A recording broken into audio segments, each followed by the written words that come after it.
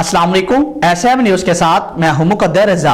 SM news studio में खुशामदीद। खबरों का सिलसिला बढ़ाते हुए खबर शामिल करते हैं गुजरांवाला से। टेक्वांडो एसोसिएशन के ज़ेरे तमाम पंजाब टेक्वांडो चैंपियनशिप में मेडल जीतने वाले खिलाड़ियों को कैश प्राइज और शील्ड पेश की गई ताकि खिलाड़ियों में मजीद मेहनत करने का जज्बा पैदा हो सके।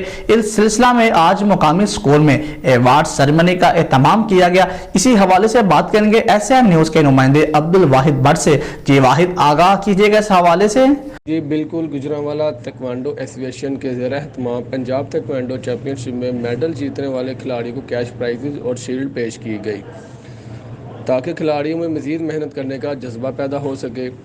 इस सिलसिला में आज मुकामी स्कूल में अवार्ड सेरेमनी का एहतमाम किया गया, जिसमें पंजाब तेक्वांडो चैंपियनशिप में मेडल जीतने वाले खिलाड़ियों की हौसला अफजाई के लिए कैश प्राइजेज और सीनियर खिलाड़ियों को दिए गए। इस तकरीब के मेहमान खुसूसी साहबजादा सज्जाद मसूद चिश्ती और इस अकाउंट्स के कमिश्नर जमील भट्ट शिरकत की। दीगर मेहमानों ने अपने खिताब में कहा कि तेक्वांडो चैंपियनशिप में मेडल जीतने वाले खिलाड़ी हमारे माथे का झूमर हैं, इनकी जितनी भी हौसला अफजाई की जाए कम है।